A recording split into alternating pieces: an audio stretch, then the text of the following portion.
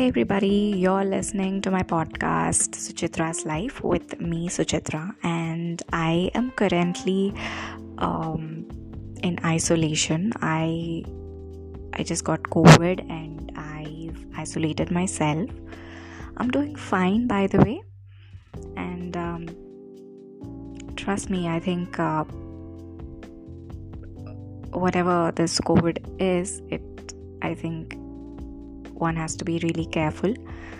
Thank God I'm fine, but I could see for myself that I am a little weak right now.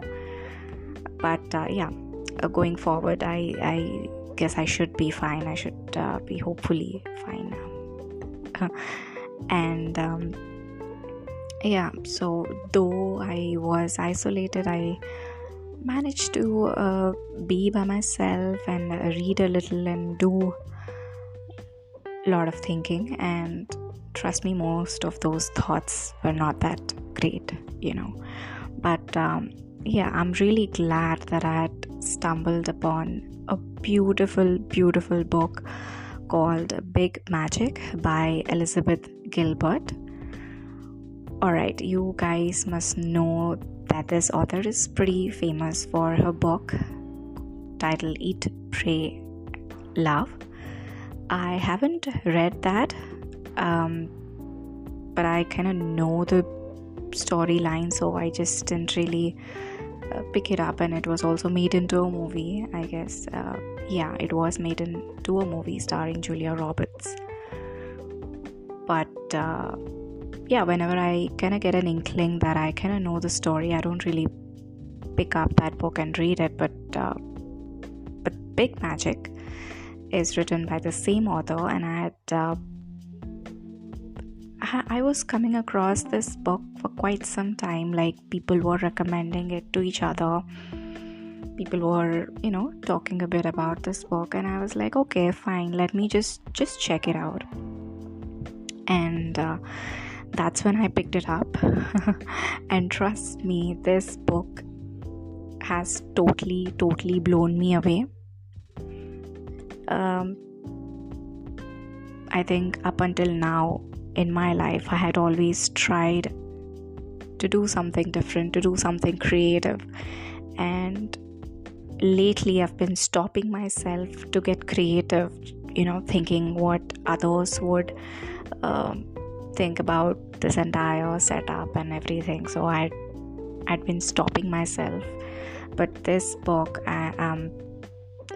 it's really good. I mean, I can't really say that this is a self-help kind of a book. No, this book is particularly properly about creativity.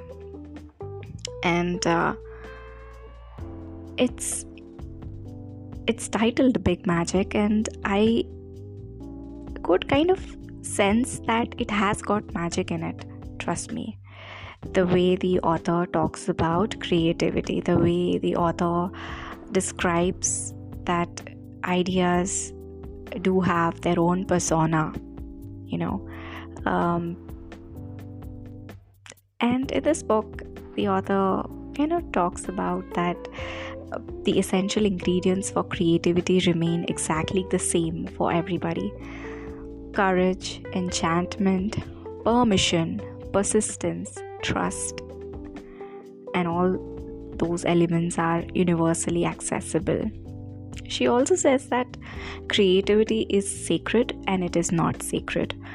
What we make matters enormously, and it doesn't matter at all. We toil alone and we are accompanied by spirits. We are terrified and we are brave. Art is a crushing chore and a wonderful privilege. Only when we are at our most playful can divinity finally get serious with us. Make space for all these paradoxes to be equally true inside your soul, and I promise you can make anything, is what Elizabeth ends the book with. So I had managed to read this book in just 2 days because I don't know, it felt like this book was talking to me directly. And whatever Elizabeth is saying in this book is absolutely true. She kind of made it clear that you cannot demand a stable income from your art. You get a day job that pays your bills, but you cannot ever expect your art to pay your bills, and which is a valid suggestion, I feel. And she also talks about how when aspiring artists go to college and study art and then start expecting a stable job just because they invested in a degree, it's not gonna work that way. Art has never promised any stability, and that's what she reiterates in the book. And she also gives examples of how mostly artists have been portrayed to be these depressed people who end up creating magic in their works. But she says that you can be sober and create your art and enjoy it thoroughly as well, which is another important aspect. She is totally against of you